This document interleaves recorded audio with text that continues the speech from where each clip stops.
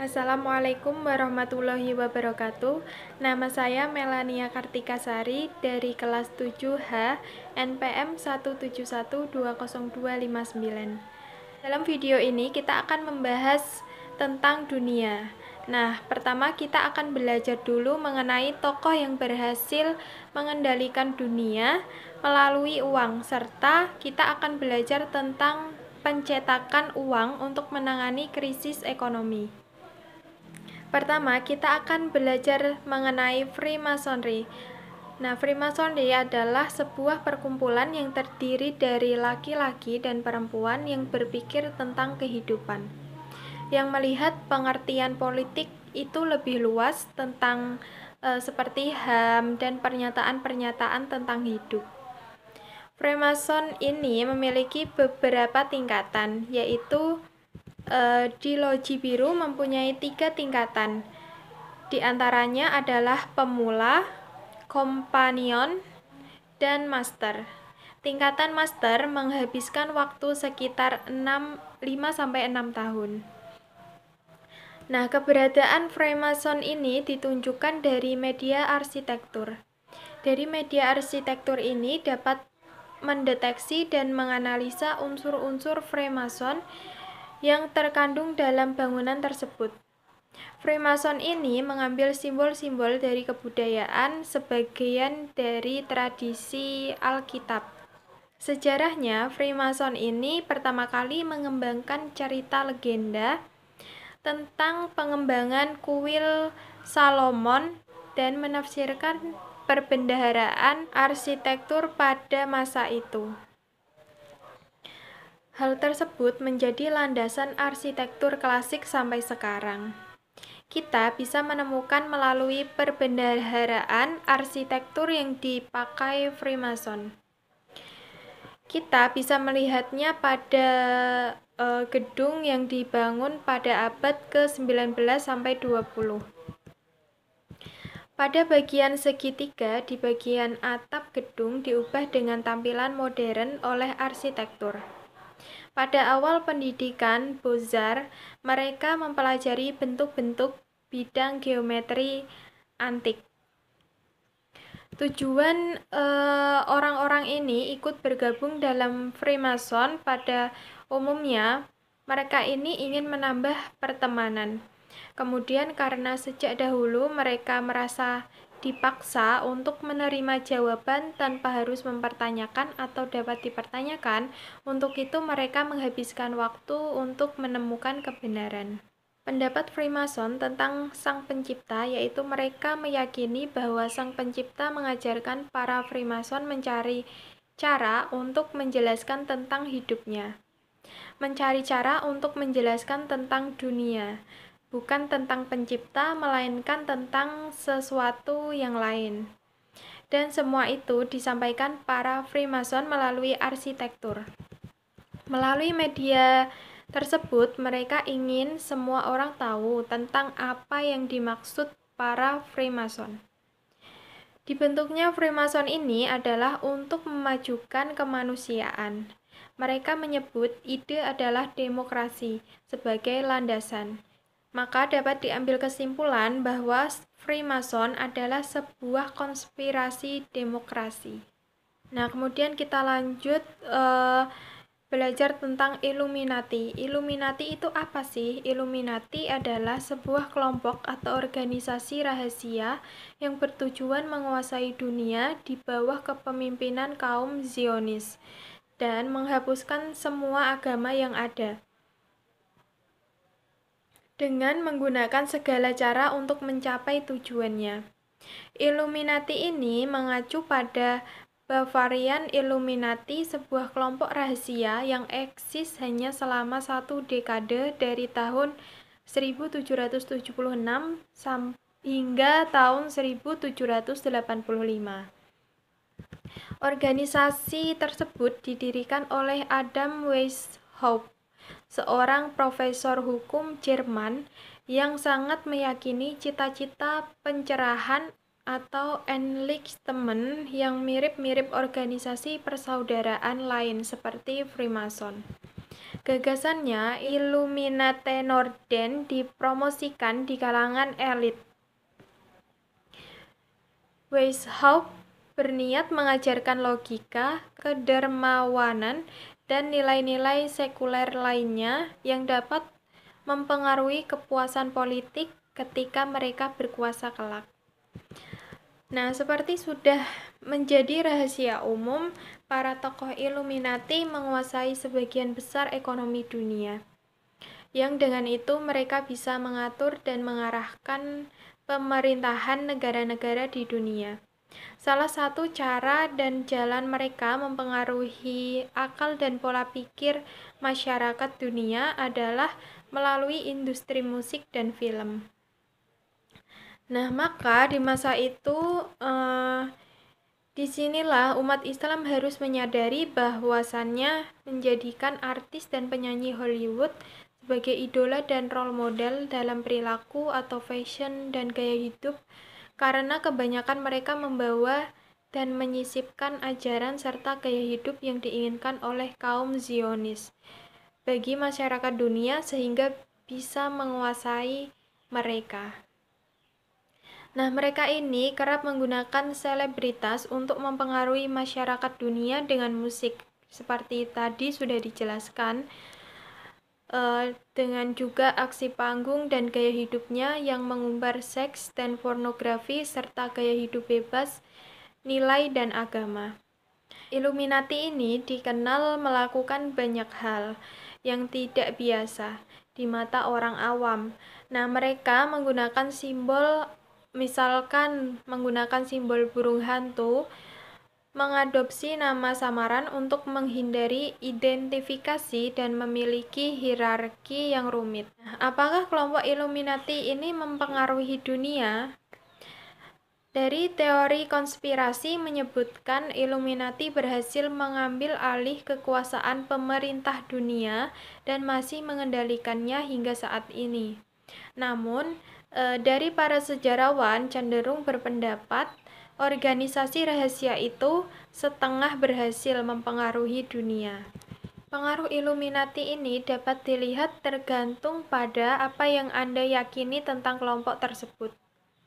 Misalkan, jika Anda berpikir cita-cita revolusioner mereka menyebar ke kelompok lain, seperti ke kelompok revolusioner Jacobin yang meletupkan revolusi Prancis, maka mereka berhasil menanamkan pengaruh itu, setidaknya di pikiran Anda.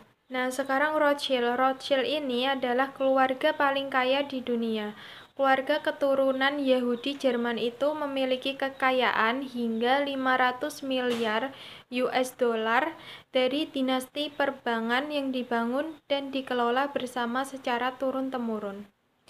Rothschild menyerahkan kendali atas bank-bank mereka hanya kepada pihak keluarga saja. Setelah berjuang selama lebih dari 230 tahun, warga Rothschild akhirnya berhasil memiliki hampir semua bank sentral di dunia. Hanya 3 negara di mana bank sentralnya tidak menerima tambahan modal dari dinasti Rothschild, yaitu adalah negara Iran, Kuba, dan Korea Utara. Nah, semasa hidup Rothschild berjanji akan menerbitkan dan mengendalikan uang di seluruh negara. Sementara itu, guna melestarikan harta dan kekayaannya, karena Rothschild takut bahwa kekayaannya itu akan berkurang, maka yang dilakukan Rothschild adalah mengatur garis keturunannya sendiri dengan tegas, di mana anak cucunya harus menikah dengan saudaranya sendiri. Nah, pada tahun 1770, Rothschild menikahi Gretel Snapper dan menerima banyak harta dari ayah mertuanya. Rothschild pun memutar jalur bisnisnya dari penjualan barang antik ke bidang perbankan. Kemudian pada tahun 1785, dia mulai menyediakan dana pinjaman pada para pelanggannya. Kedekatannya dengan Pangeran William membuatnya sadar bahwa meminjamkan uang ke pemerintah jauh lebih menguntungkan dibandingkan dengan meminjamkan uang ke masyarakat biasa. Dengan begitu, dia bisa meraup keuntungan jauh lebih besar dan pinjamannya pun dilindungi oleh pajak negara. Kemudian, dia baru mulai menyediakan layanan perbankan untuk Pangeran William yang menjadi pewaris tahta Landgrave of Hesse-Kassel di tahun yang sama. Bisnisnya berkembang saat Revolusi Prancis berlangsung karena semua bisnisnya terhindar dari pajak. Selama ratusan tahun tersebut, keluarga Rothschild dipercaya sering mengancam para pemimpin negara, pemerintahan, dan kabinet. Keturunan Rothschild ini lalu menempatkan orang-orang kepercayaan dari keluarganya untuk mengatur dan mengendalikan bank-bank sentral tersebut. Keluarga Rothschild juga mengendalikan tiap pemerintahan di level makro dan tidak takut pada apapun. Nah, jadi dapat diambil kesimpulan bahwa keluarga Rothschild ini adalah termasuk keluarga elit global yang dapat mengendalikan dunia dengan melalui uang, peminjaman uang. Nah, kemudian masuk pada masa oligarki.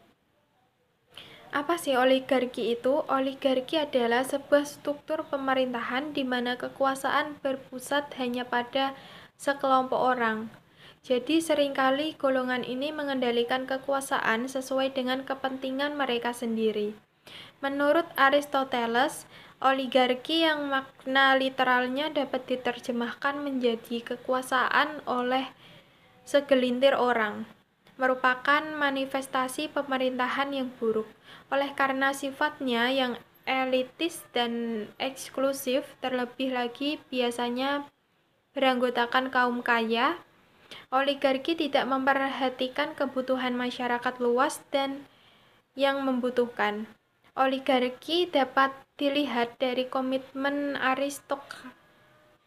aristokrat untuk tidak menyalahgunakan wewenangnya dan memastikan bahwa rakyatnya hidup sejahtera.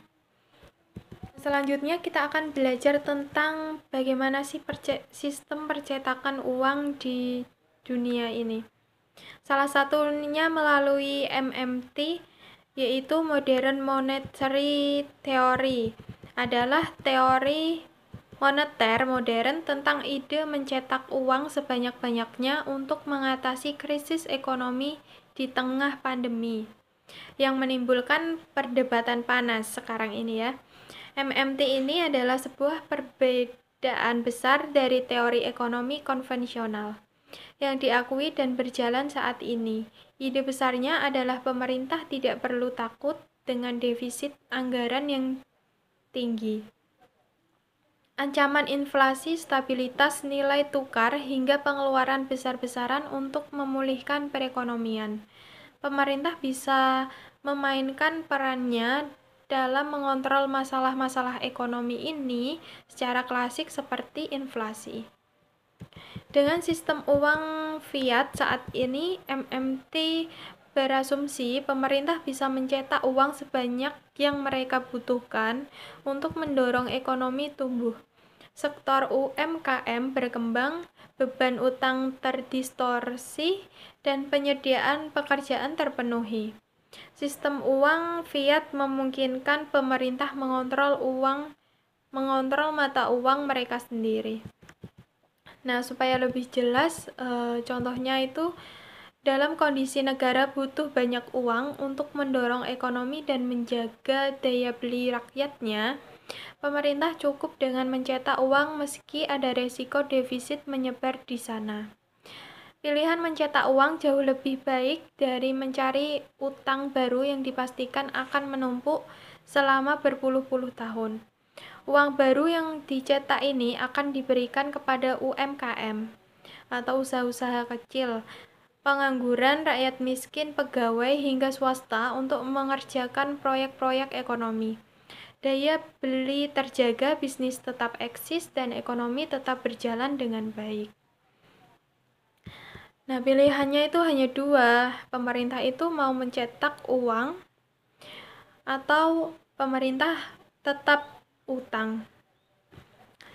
Nah, cetak uang baru ini yang digunakan untuk pengeluaran pemerintahan ini menurut MMT dapat menumbuhkan ekonomi hingga kapasitas penuh. Pengeluaran pemerintah dari mencetak uang ini akan memperkaya sektor swasta, menghilangkan pengangguran, membiayai program-program besar seperti perawatan kesehatan universal, biaya sekolah hingga kuliah gratis, dan energi hijau. MMT menegaskan negara-negara dapat menciptakan dan membelanjakan uang mereka sendiri, dan itu bukanlah hal yang buruk.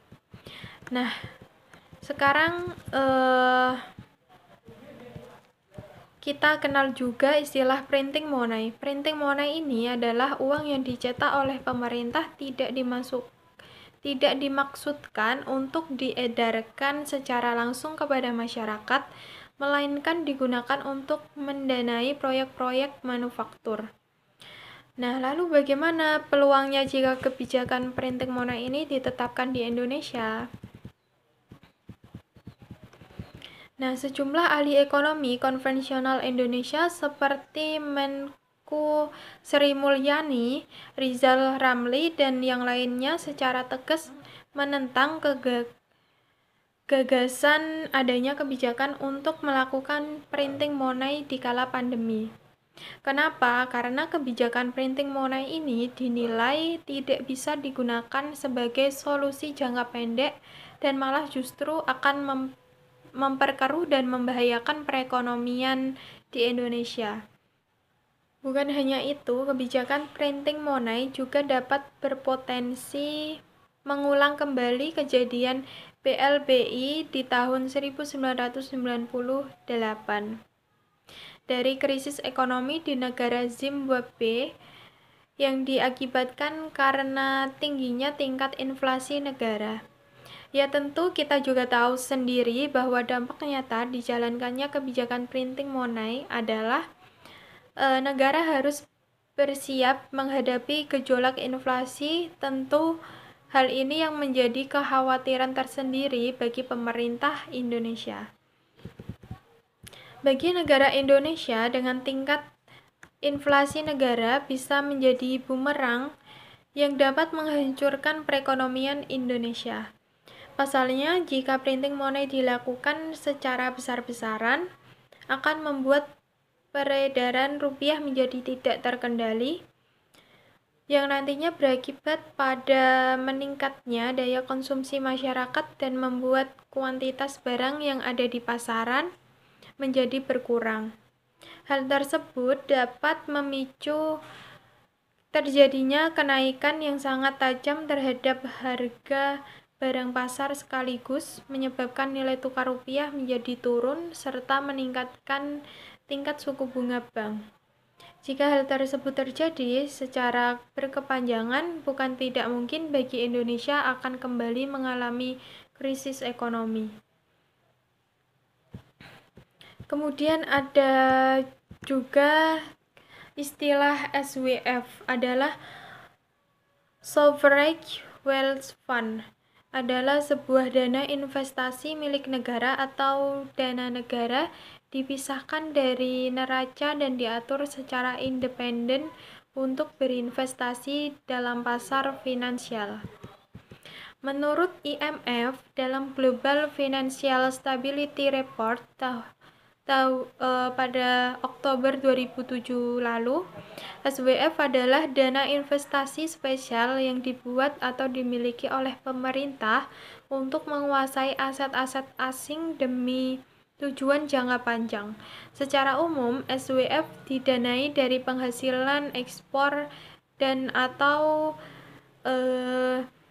cadangan devisa yang ditunjukkan untuk membeli dan memiliki aset-aset asing untuk tujuan jangka panjang. Negara-negara dengan surplus neraca pembayaran yang besar akan menginvestasikan surplus tersebut ke SWF.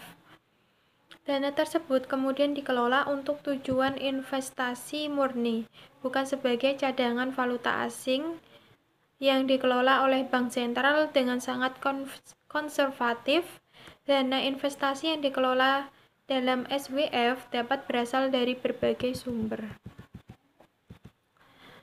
Mengapa SWF penting? Nah, dapat dilihat dari pertama itu dana yang diinvestasikan adalah signifikan. Nah, mereka ini sangat signifikan untuk mempengaruhi pasar keuangan global.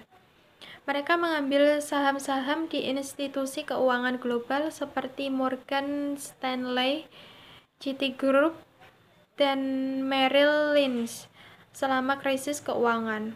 Pengaruh mereka meningkat dan berkontribusi pada penggelembungan aset di real estate kota-kota besar seperti London dan New York.